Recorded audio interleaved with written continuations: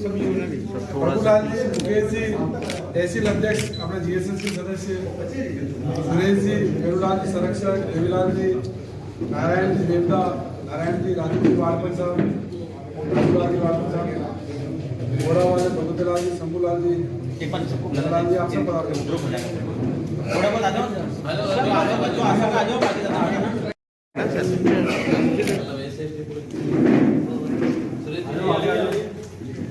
स्वागत आप सबका।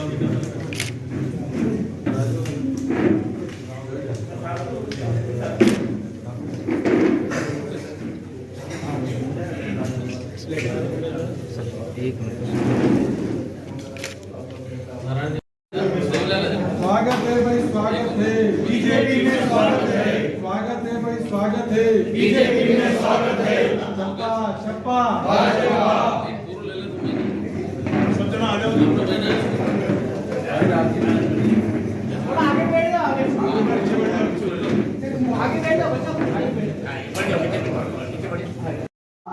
समाज उत्थान के लिए काम कर रहे हैं,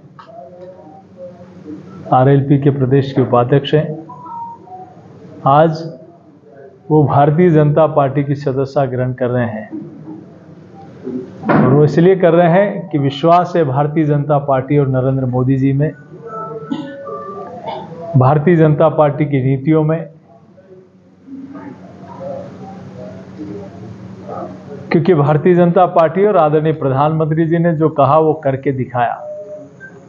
इनको विश्वास है कि पिछले 9.5 वर्षों में जनजाति क्षेत्र में, चाहे टीएसपी क्षेत्र को बढ़ावा देना हो, नया घोषित करना हो, चाहे पहली बार एकलव्य मॉडल स्कूल आदि व जनजाति क्षेत्र के बच्चों के लिए एकलव्य मॉडल स्कूल खोलना हो, आज़ादी के बाद जितने नवोदय और केंद्रीय विद्यालय नहीं बुले, 750 देश भर में एकलव्य मॉडल स्कूल खुले हैं जो करोड़ों रुपए की लागत के हैं।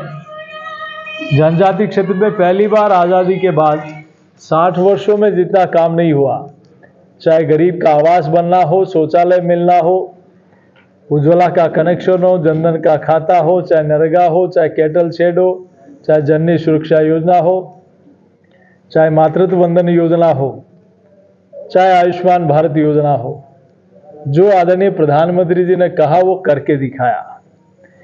और मोदी जी की गारंटी में विश्वास व्यक्त करते हुए आज वो भारतीय हैं। जब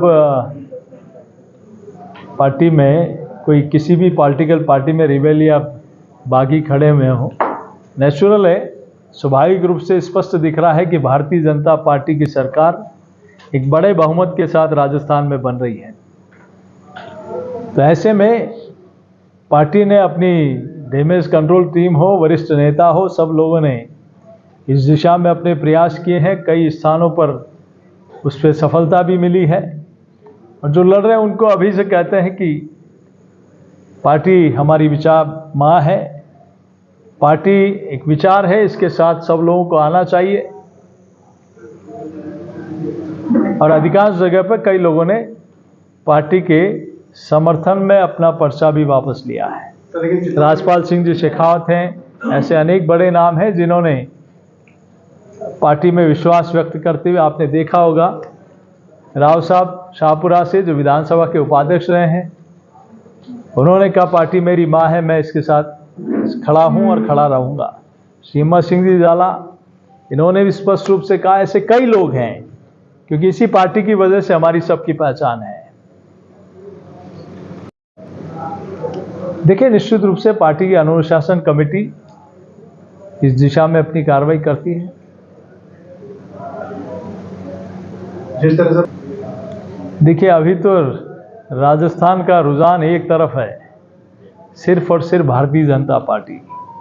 आपने देखा होगा कई विधायक, पूर्व विधायक, कई पूर्व मंत्री, कई वरिष्ठ नेता, कई सामाजिक संगठनों के लोग, कई कला क्षेत्रों के लोग भारतीय जनता पार्टी की सदस्यता ग्रहण कर रहे हैं। ये सब चित्तौड़गढ़ के सेल्समैन है, दारू के तो चुनाव लड़ रहे हैं, तो जब चाय बनाने वाला प्रधानमंत्री बन सकता है तो क्या शराब का सेल्समैन या ड्राइवर कोई विधायक नहीं बन सकता है? इस तरह का टिप्पणी गवर्नमेंट की है। ये दोनों आपके बहुत अच्छे मित्र हैं, इससे ज़्यादा आप अच्छी तरह आप जानते हैं। इसके बारे में क्या अलग कहूँ? बात है, पर आपकी प्रतिक्रिया होना अलग बात चर्चा ये है। भी तो आप भी मेरे हो, वो मुद्दा नहीं है।